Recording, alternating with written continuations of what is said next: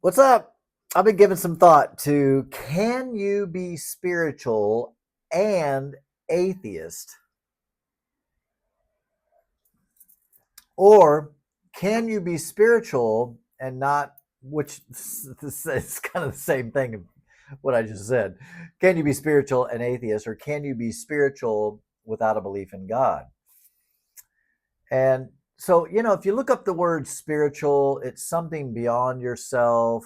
It can have a religious, oftentimes it's associated with a religious belief, um, but not entirely. When you look at the definition, it's not entirely uh, connected. In other words, I can personally see how someone could be spiritual and not just I'm spiritual, not religious. We all understand that. That's just another way of saying, hey, I believe in God, but I'm not weird. Or you are super weird. I know a lot of spiritual people that are weird, right? We all do. Um, but I think I think that's just a softer phrase that often people that come out of a fundamental background like I do, because I went through that phase where I was like, I'm spiritual, not religious. Um, but that's not the topic today. The topic is can you be spiritual and atheist, or spiritual and not believe in God? Well, I don't say I'm spiritual, but my wife always disagrees with me. She's like, Timmy, you are spiritual though. She goes, you don't have to believe in God to be spiritual. I'm like, I'm gonna do a video about that, I think. And so, credit to my wife, who thinks that I am spiritual without believing in God. And okay, I like I said, it's not what I would call myself. I would call myself an atheist. But I am also a person who practices meditation. I'm also a person that, loves to go on walks. I love being with my shoes off and my socks off, walking in the grass. So I've got definitely a little bit of a hippie vibe to me as well. But you don't need a god or gods in order to be spiritual or to connect with something outside of yourself. When I think of that, yeah, I mean, I think being in awe of our universe, or in awe of nature, in awe of the animal kingdom, in awe of our history. I mean, right, there's a lot of stuff we don't know. Clearly there's just so much we don't know. And I can hear the Christians going, yeah, Timmy, and that's where God lives. I get it. God of the gaps, I know the argument, uh, which is fine. The problem is with the God of the gaps. It's like we put God in a gap, and then we learn some stuff. We're like, oh, okay, so we know that ain't true, so we got to move the God of the gaps over here.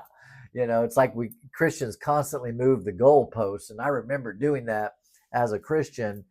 As soon as there'd be some kind of scientific discovery that was a fact, of course, we'd push against it at first. That ain't true. That's the devil. That's misinformation. That's fake news. And then eventually it's like, yeah, no, hey, by the way, that's not fake news. You better believe it, because you're going to look like a moron unless you do. So yeah, Christianity continues to do that and will continue to do that for as long as it's a thing. Uh, so yeah, I do believe that you probably can be spiritual and to connect with like earth or nature or just the universe in general, or feeling like hey, listen, I connect with all humans. We all share um, that, right? So that's cool, that's fine.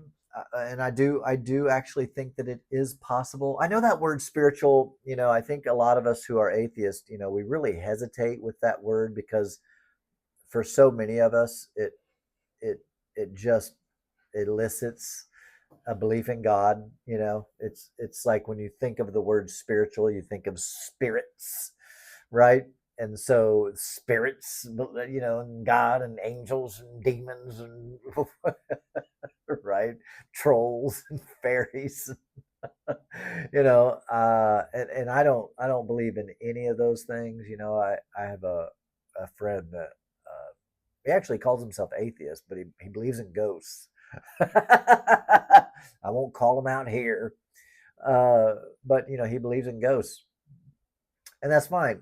I don't, I don't believe in ghosts. I don't believe in anything like that at all. Now, that doesn't mean I don't believe in a lot of um, that there's mysteries out there. There's things we don't know. There's things we can't explain. Um, and that's why the God of the Gaps argument is just not that great of an argument, in my opinion, because it's it's so like, what's the word? It's just so, well, we don't know, therefore God did it. You know, so, okay. Uh, I don't know. I'm just not a big proponent of the God of the God of the Gaps argument. I think the only argument that um, I'm kind of with Christopher Hitchens on this. Um, I think the argument that Christopher Hitchens, I think there's a video out somewhere where Christopher Hitchens is in the back seat of a car and just kind of having a casual conversation uh, about what he potentially finds to be um, probably the best argument for a supreme being of some sort. And the word is on the tip of my tongue. Basically, the fine tuning of the universe. I think it's the fine tuning argument. I think that's the one. I didn't plan on even mentioning this on the video, so I didn't go back and watch it. Um, but I would have to say that's probably the one, because when people talk about the multiverse, to me that's like as fairy tale-ish as God did it. I almost feel like, and this is, again, I'm an atheist, but this is almost like scientists doing what religion does. It's like, we can't explain it, so let's make, so God did it. It's almost like scientists were like, we can't explain how this is, so the multiverse. It's happened an infinite number of times, and clearly, if something's happened an infinite number of times, one time it's going to be tuned to support life, yada yada yada yada yada. But just to be honest, I find the multiverse theory or hypothesis, um, again, just as ridiculous as, or just as not evidential. There's no evidence to support the multiverse outside of, we have this thing we can't explain. This helps explain it. I mean, come on. If we're going to be honest, then like God explains it, right? I mean, it's like the multiverse. It makes this like, okay, with the multiverse, this would make sense, or it would make sense if just God did it, right? Again, why I call myself agnostic and atheist as it relates to the Bible God. I'm just like, I'm certain that the Bible God is not a real thing. That like, we know that's not a real thing. It's clearly made up. Clearly, we stole from Roman and Greek and other pagan stuff, and Christianity is so new. It's like there's so many other religions that way predate, so many other religious beliefs that predate Christianity. So, clearly it's not true. Like, that's just so obvious. Um, do your own research and figure that out on your own, okay? Yeah, so um, I think you can. I think you really can be spiritual and atheist. Um, quieting the mind, connecting with your whatever you want to call it, your inner self. I think those things are important. I mean, didn't Sam Harris have like a meditation app? If anybody knows Sam Harris, if you could reach out to him and tell him about me, I'm trying to get to him. I'd like to talk to him. So if you know Sam Harris or you know a way to get a hold of him, try to do it because I'd like to talk to him about it.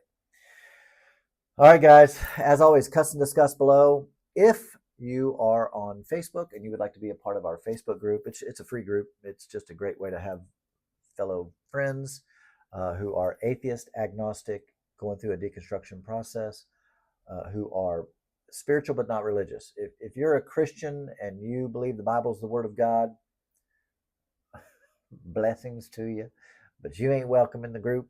It's just not going to be a good place for you. And even if you're like, well, I want to be in there and see what you all are saying so I can have a good argument for, no, that's not what it's for. Okay. So don't you be lying and trying to be deceptive to get in the group. That's a sin that'll send you to hell. Don't forget that. Okay. God's watching you. All right. Peace, everybody.